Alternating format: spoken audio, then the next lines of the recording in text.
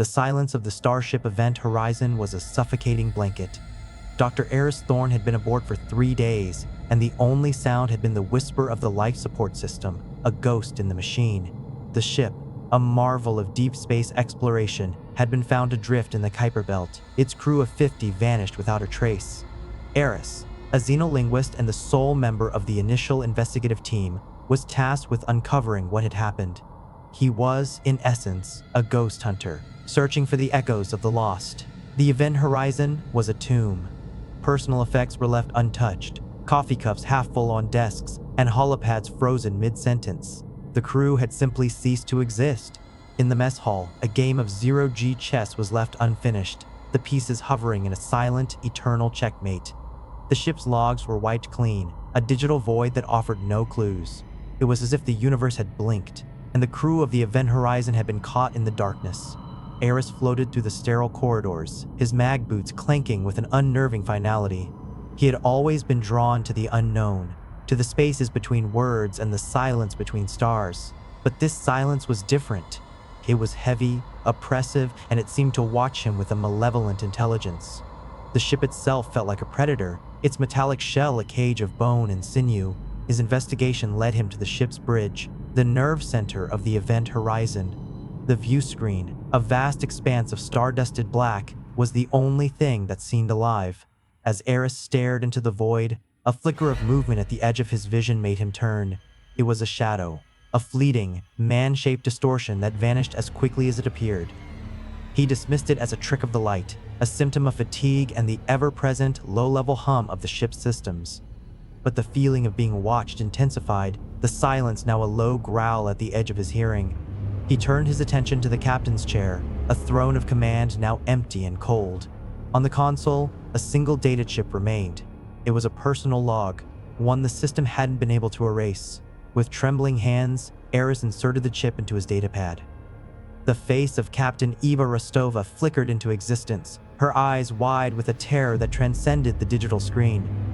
"We shouldn't have listened," she whispered, her voice a strained rasp. "It's in the signal. The beautiful, terrible signal."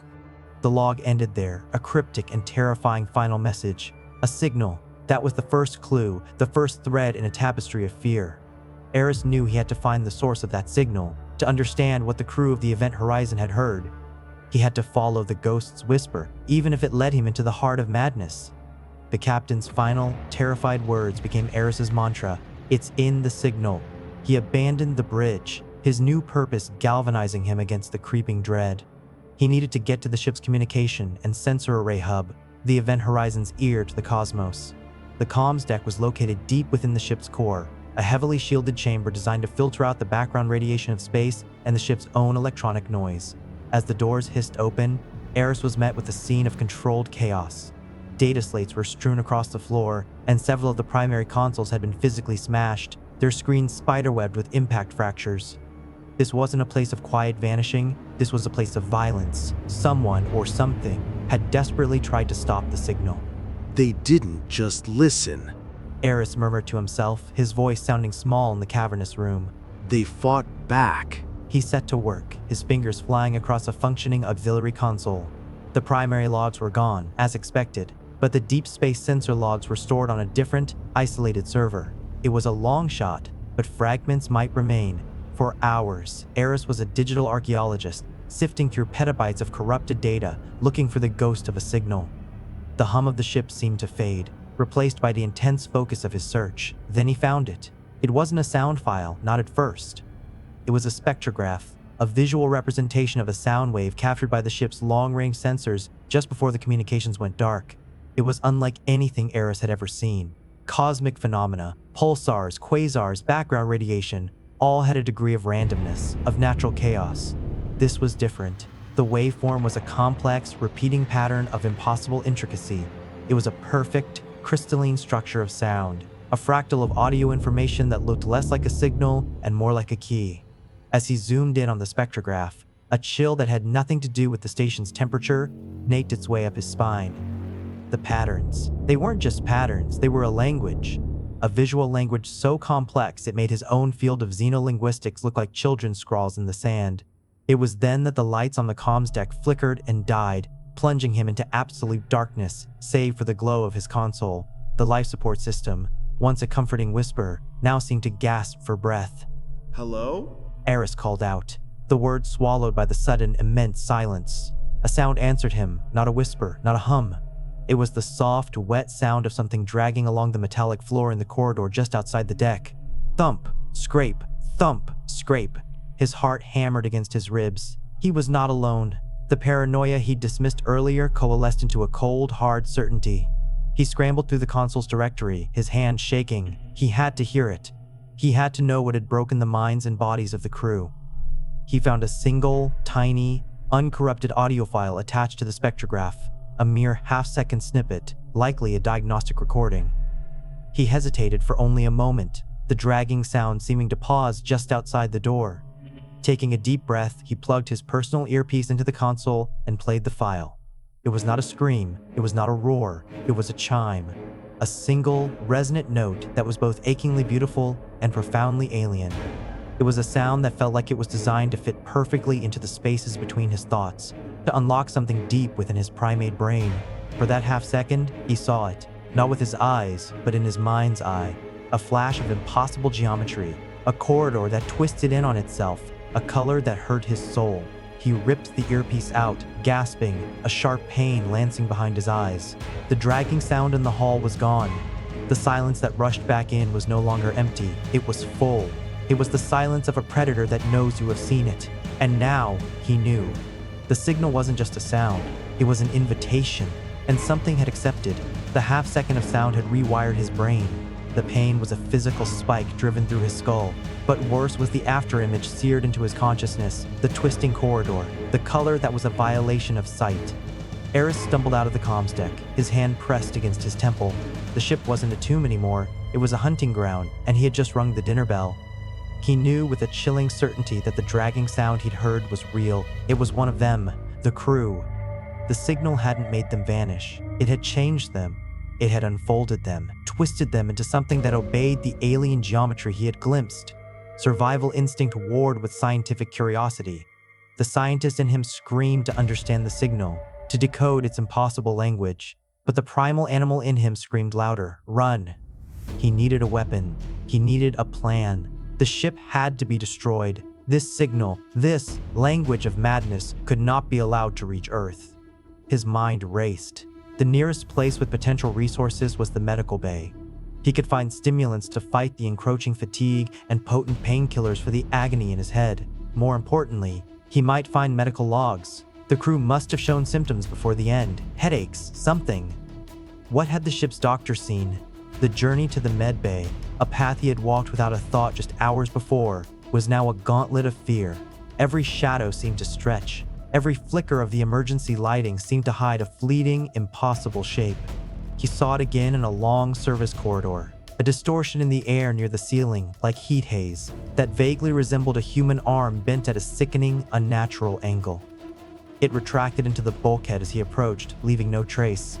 He felt the ship's geometry begin to fray at the edges of his perception.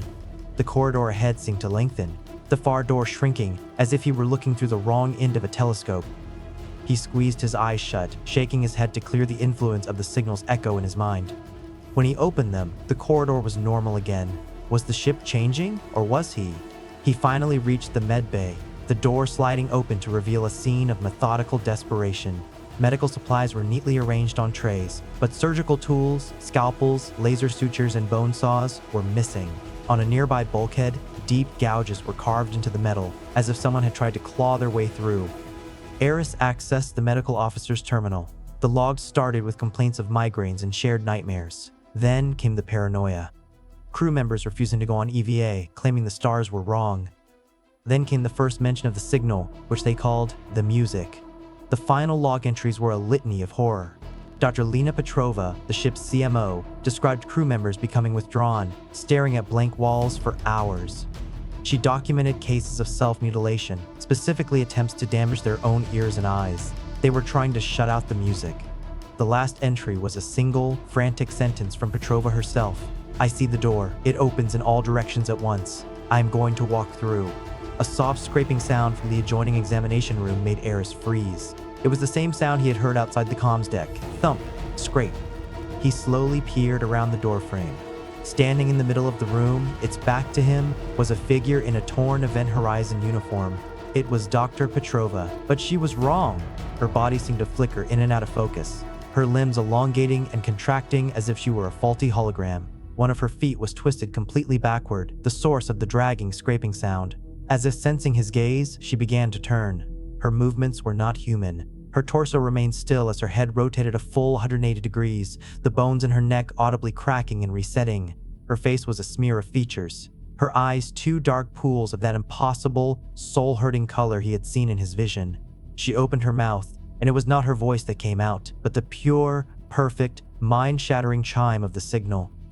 The pain in Aris's head exploded, and the world dissolved into a kaleidoscope of twisting corridors and alien light. The chime ripped through Aris's consciousness, a wave of pure agony and alien beauty. The medbay dissolved around him, the walls melting away to reveal the star-dusted void, and in that void, a doorway made of swirling, impossible colors. The thing that was Dr. Petrova took a dragging step towards him, her form flickering, beckoning him towards the beautiful, terrible door. Primal terror was a bucket of ice water to his soul. Aris screamed, a raw, animal sound, and stumbled backward, crashing into a medical supply cart. The clatter of instruments broke the spell. The medbay snapped back into reality, the impossible door receding into the recesses of his mind. Petrova was still there, her head still twisted, her mouth still open, but the pure, overwhelming chime had subsided to a low, resonant hum. He didn't think, he ran. He burst out into the corridor, his boots slamming against the deck plates. Behind him, he heard the thump scrape quicken, accompanied by the wet, snapping sound of realigning bone. The ship itself had become his enemy. As he sprinted towards the central lift that would take him to the lower engineering decks, the corridor seemed to stretch before him, the perspective warping like a bad holovid. A maintenance hatch on the wall popped open, and a long, multi-jointed limb, disturbingly human in its skin texture, whipped out, narrowly missing his head. He didn't look back. He knew it was another of the crew, another victim of the signal's transformative power, now part of the ship's malevolent anatomy. He reached the lift and hammered the call button. The doors slid open with agonizing slowness. He threw himself inside, repeatedly stabbing the button for the main reactor deck. As the doors began to close, he saw Petrova. She wasn't running.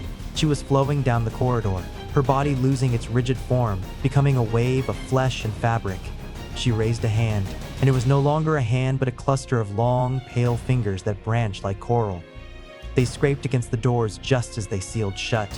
The lift descended, and Aris was momentarily safe, his breath coming in ragged, painful gasps. His objective was now terrifyingly simple: overload the Event Horizon singularity drive, a controlled implosion.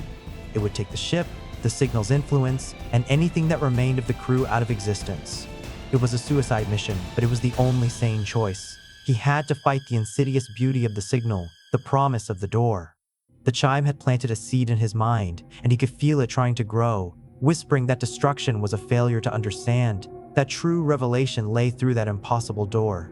I see the door. It opens in all directions at once. Petrova's final words were no longer a warning, they were a temptation. The lift doors opened onto the engineering catwalks. The air here was thick with the smell of ozone and hot metal. Below him, the singularity core pulsed, a contained black hole surrounded by a web of energy conduits, its quiet hum, the ship's true heartbeat. But he was not alone. The engineering deck was a gallery of horrors. Several crew members were here, but they were no longer moving. They were integrated. One was fused into a bulkhead, their torso and head seamlessly blended with the metal, their arms outstretched as if in a final, agonizing embrace of the wall. Another was suspended from the ceiling by thick, organic cables that had sprouted from their own spine, their body now a living part of the ship's power distribution system. They weren't dead. Their eyes, clouded with that same soul-hurting color, followed him as he moved. They were the passive ones, the ones who had fully accepted the music. The control room for the reactor was across a narrow catwalk, and standing directly in front of the door was another figure. This one was larger, broader. It was the ship's chief engineer, a man named Jian Li. He was still holding a massive hydrospanner, but it was no longer a tool. It had been fused to his arm, its metal blending with his flesh. He turned his head slowly, And unlike Petrova's fractured visage, his face was disturbingly placid. It is not necessary. Jinli said, his voice a calm, multi-layered chorus, as if several people were speaking at once. The journey is almost complete. You have heard the music. You should be honored. You will be a key, not a door. Behind Jian, the metal of the control room door began to ripple, the solid steel flowing like water. The signal was strong here, at the heart of the ship. It was rewriting reality itself. A key? Aris choked out, his eyes darting between the placid face of the engineer and the undulating metal of the door. What are you talking about? The music is a map, a blueprint. Jian's chorus voice explained, taking a heavy, deliberate step forward. The hydrospanner fused to his arm scraped against the catwalk, the sound like tearing metal. Most are simply material, clay. They become the foundation, the walls, the ship. But you are different. The signal resonated with your mind. You are not clay. You have the potential to be a key, to open the way for the architect. The architect. The word hung in the air, imbued with a terrible cosmic significance. Aris felt a jolt of understanding. This wasn't chaos. This was construction. They weren't just being changed. They were being repurposed into a vessel, a temple for some unseen, dimension-hopping intelligence. I reject your architect. Aris spat, backing away slowly. I reject your music. You cannot reject gravity by jumping. Jian said, his face a mask of serene pity. You are already part of the pattern. Let go. Join the chorus. It is beautiful. The whispers in Aris's own mind intensified, echoing Jian's sentiment. So beautiful. A part of something grand, no more pain. He saw the door in his mind's eye, its colors swirling, promising an end to fear. He shook his head, the pain from the chime flaring in defiance. You're not John Lee. You're just a puppet. An echo. Something the pattern wouldn't anticipate. His eyes fell on a heavy, detached conduit cover lying near the edge of the catwalk. Below it, the singularity core pulsed with terrifying power. In a desperate, fluid motion, Aris scooped up the heavy metal plate and hurled it not at Jian, but downwards, towards the main energy feeder connecting the catwalk systems to the reactor shielding. The plate struck the conduit with a shower of brilliant blue sparks. The lights on the catwalk flickered violently. An alarm, shrill and panicked, blared through the engineering deck, a sound of pure mechanical function, utterly at odds with the alien music. The effect on the transformed crew was instantaneous. The placid look on Jian's face shattered, replaced by a spasm of agony. He let out a shriek that was half human, half signal feedback. The chorus of voices became a cacophony of pain. The other crew members fused to the walls convulsed, their organic connections to the ship sparking with raw energy. The rippling door to the control room solidified with a shuddering thump. This was his only chance. Aris sprinted. He bolted past the writhing form of Jian Li, the engineer's fused hand swiping weakly at the air. Aris slammed his palm against the door's activation panel, and it slid open just enough for him to slip through. He hit the emergency lock, and heavy magnetic bolts slammed into place with a deafening clang. He was inside, but his safety was measured in seconds. A tremendous boom echoed through the room as Jian's hydrospanner arm struck the door. The thick metal buckled inward. Aris ignored it, turning to the reactor console. It was a semicircular desk of screens and holographic projectors, all focused on the singularity drive's containment status. In the center was a recessed panel covered by a transparent shield. Overload sequence. He flipped up the shield. The moment he did, the low hum of the signal in his mind swelled into a final, overwhelming crescendo. It wasn't just a sound or a vision now. It was a feeling of arrival. The architect was close. The door was no longer just in his mind. It was superimposing itself over the control room, its impossible colored light bleeding into reality. Through its swirling vortex, he saw not blackness, but galaxies being born and dying, structures that dwarfed stars, and a consciousness that felt like a god.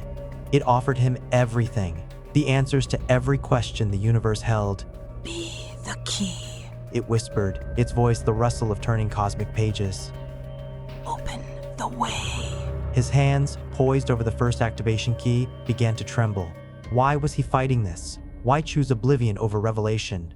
Another thunderous blow struck the door, the metal screaming as it began to tear. The choice was now: annihilation or ascension.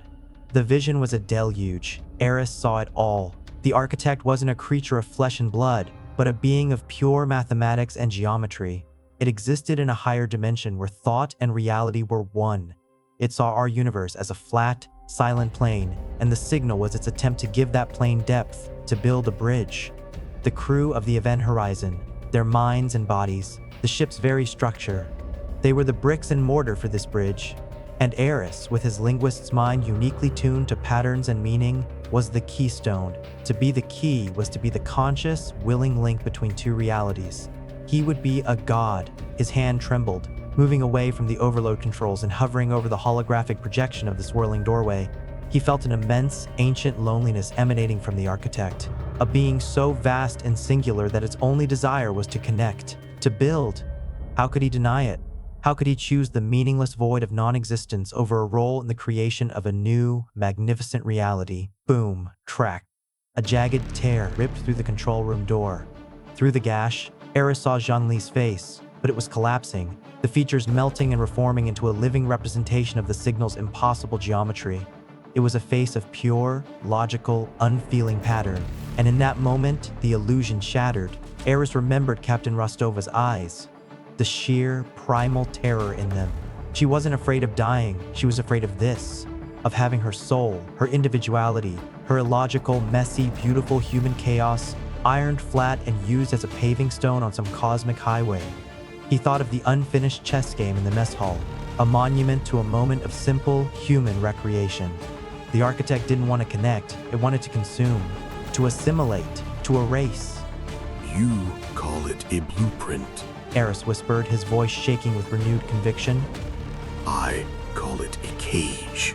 He slammed his left hand down, twisting the first failsafe key. Reactor overload sequence initiated. Authorization key 1 accepted. The ship's automated voice, cold and robotic, cut through the psychic music. The swirling vision of the architect flickered in rage. The whispers turned to shrieks. The control room door burst from its frame, torn away by Jianli's monstrous strength. The transformed engineer lunged, no longer walking but scrambling on twisted limbs, his form a horrifying vortex of flesh and metal. Aris threw his body to the right, twisting the second key just as Jian's spanner hand smashed down on the console where his hand had been, shattering the panel into 1,000 pieces. Authorization key 2 accepted. Awaiting final confirmation. The central overload button began to pulse with a stark red light. Jian was on him, the weight of the creature immense, pinning him against the console. The face of alien geometry stared down at him, and from its center, the chime of the signal bored directly into his skull, trying to unmake him. The room dissolved again, the promise of godhood washing over him. But Aris wasn't looking at the vision. He was looking at the red button, just inches from his fingers. With the last ounce of his will, fighting against the crushing weight and the siren song of the signal, he stretched his hand. His fingers brushed the smooth, cool surface. He thought of the silent, empty chessboard. Checkmate. He pressed the button. Confirmation received. Singularity core overload is irreversible. All hands abandon ship. T-minus 30 seconds. The effect was absolute. The ship screamed. Not with an alarm, but with the sound of reality tearing. The architect's vision shattered like glass. The pressure on Aris vanished as Jianli's form disintegrated, the pattern unable to hold as its foundation was ripped away. The creature dissolved into a cascade of dust and fading light, its final cry a discordant, failing note. Aris collapsed to the floor, the pain in his head gone, replaced by a profound and sudden quiet. He was alone again, truly alone. T-minus 15 seconds. He crawled to the shattered viewport, pulling himself up. Outside, he saw the stars. They weren't wrong anymore. They were just stars. Silent, distant, and beautifully, wonderfully meaningless. He had closed the door. He had broken the key. He had kept the silence. From the silent void of the Kuiper Belt, the Starship Event Horizon began to glow. A fierce, white light emanated from its core, outlining the ship's form for one final, brilliant moment. Then, with With a speed that defied physics, the light folded in on itself. The ship contracted, buckled, and imploded into a single, infinitesimal point. And then there was nothing. The light, the signal, and Dr. Aris Thorne were gone. The silence of deep space returned, vast, empty, and safe.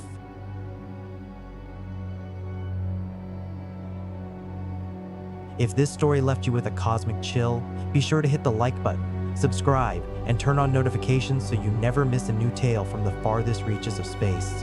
And tell me, would you have risked hearing the alien signal, or would you have destroyed the event horizon before listening? Let me know in the comments below. Thanks for watching Cabin of Whispers. See you next time.